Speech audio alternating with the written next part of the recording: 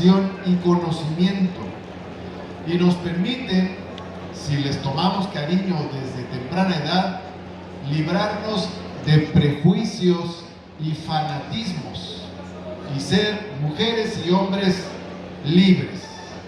Pero la lectura además es un disfrute. Cuando uno lee, siente placer, y nuestra mente viaja en el tiempo, en el espacio, y va creando las figuras, las imágenes con nuestro propio esfuerzo. Las personas que leen pueden estar aparentemente solas. Hay quien viaja en el metro y va con un libro. No se tropieza al subir la escalera, ni al bajarla, ni al entrar, ni al salir del vagón, pero va con un libro. Yo recuerdo que leí 1984 de George Orwell, lo leí en el metro, todo el libro.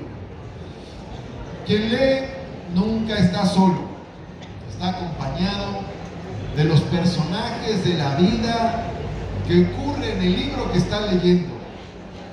Y como diría Don Quijote a Sancho Panza, el que lee mucho y anda mucho, ve mucho y sabe mucho. Por eso es que así presentamos el amor por la lectura. Y en el camino, cuando tomamos un libro, lo leemos, al terminarlo, ya no somos los mismos, ya no somos iguales, nos hemos transformado. Algo se ha incorporado en nuestro ser, en nuestros valores, en nuestra conducta, en nuestro conocimiento, en nuestro vocabulario, en nuestro lenguaje, en nuestra forma de dirigirnos a las demás personas. De un libro saltamos a otro. A veces vemos un libro y nos parece que va a ser imposible comprenderlo, pero en el paso del tiempo nos damos cuenta que llegamos a ese libro en el camino de ir saltando de libro en libro, de autor en autor. Así, por ejemplo, nos encontramos que, yo les comento, leí alguna vez, cuando estaba en la adolescencia, Los errores de José Revueltas, y de ahí salté a Los motivos de Caín, más tarde a Los días terrenales, y después a La Pango, obras de José Revueltas, y de ahí pues me fui al cine, porque la lectura me lo sugería. Hay libros que nos encienden y apasionan.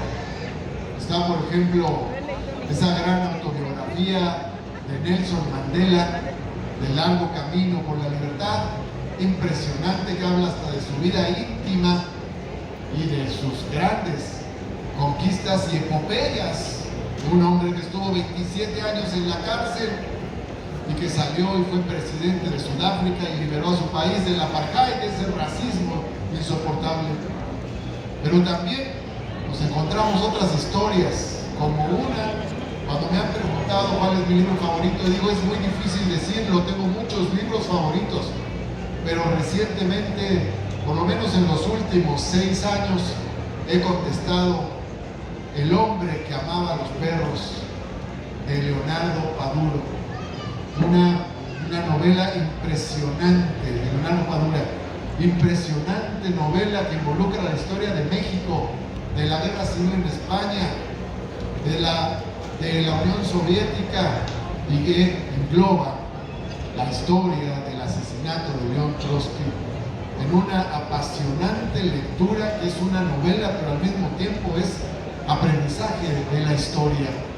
Por eso digo que cuando uno termina de leer un libro, ya no es el mismo, los valores y los conocimientos han cambiado. Pero entre esas lecturas me encontré alguna vez una de Giovanni Sartori, que viene muy a cuento el día de hoy, que es el Homo Videns. Esta es la carátula del Homo Videns. Se llama La Sociedad Teledirigida. Y ahí nos dice Giovanni Sartori, les leo unas pequeñas líneas por separado, dice: lo que hace único al Homo sapiens y lo distancia de los animales es su capacidad simbólica.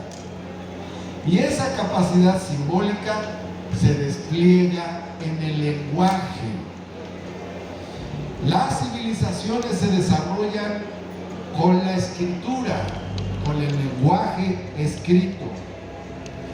Pero también nos dice que así como la radio, la imprenta, los libros, el teléfono y el periódico fueron portadores de la palabra y permitieron a los seres humanos, al Homo sapiens, elaborar en su pensamiento la realidad, también hubo un momento de ruptura reciente cuando aparece la imagen, la televisión, que nos convierte o amenaza con revertirnos y pasarnos de ser Homo sapiens a ser Homo videns. Dice él, ¿quién es el Homo videns? Es el ser humano que ya no se basa en la palabra, que no traslada la palabra a su mente, que no convierte la palabra en imágenes a través de su propio esfuerzo, sino que recibe todo digerido de la imagen televisiva y hoy de la imagen que aparece en nuestros teléfonos, donde dice Sartori, los niños pueden estar horas y horas para llegar con pereza después a la escuela a soportar unas horas de lenguaje, escritura y aprendizaje sistemático. Por eso me parece tan apasionante leer libros, encontrar libros, y aquí yo he compartido con ustedes algunas experiencias de algunas lecturas. Creo sinceramente que cuando uno se convierte en lector empedernido, vive más, vive intensamente, es más feliz en la vida y puede compartir muchas cosas con los demás. Hasta crece la autoestima y uno se siente mejor en el colectivo compartiendo lo que ha aprendido de tanto libro. Me da mucho gusto por eso estar hoy aquí en esta gran feria del libro que tendrá este foro Salvador Allende, donde vamos a recordar tantas y tantas páginas que se han escrito a lo largo de 50 años después del golpe militar de 1973 e incluso antes, sobre la experiencia de Salvador Allende como el primer presidente socialista en llegar por la vía democrática a un gobierno. Tantos libros que se han escrito. Pero también está el foro Violeta Parra, que acompaña la palabra escrita con la palabra cantada y comparte la experiencia chilena. Pero hay otro foro, el foro Pancho Villa, y alguien dirá, ¿y ese foro qué? Pero Pancho Villa era un hombre que se sentaba en los campamentos cuando andaba en la revolución a escuchar la palabra escrita de los periódicos, de novelas o de relatos con sus compañeros ante una fogata. Pero también cuando fue gobernador hizo escuelas, muchas escuelas mandó construir en el breve tiempo que estuvo al frente de un gobierno, y así también difundió la palabra escrita, los libros. Ahora que estamos recordando a Salvador Allende, también recordamos que la lectura libera y la ausencia de lectura oprime. No olvidamos cómo los fascistas quemaban libros, los nazis quemaban libros. No olvidamos tampoco que precisamente las dictaduras esconden libros, suprimen libros, censuran libros para que no sean leídos. Y precisamente lo que representa una transformación progresista como la que impulsamos es que se abran todos los libros, o como diría el gran Cricri, que todos los libros estén muy abiertos para que aprendamos todas y todos cada día más a ser libres. Por eso celebramos mucho y nos pusimos muy felices aquí en la Ciudad de México cuando entregamos todos los libros de texto gratuito en las escuelas primarias, y los conservadores no querían que llegaran a las escuelas. Fíjense nada más.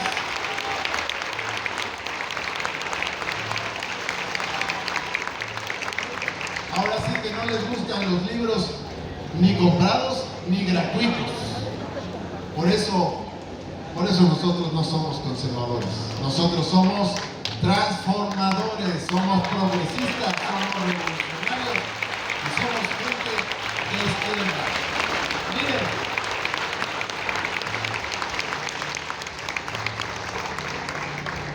hasta Octavio Paz decía, la derecha no tiene ideas, la derecha solo tiene intereses. Quienes tienen ideas son los de la izquierda. Muchas gracias.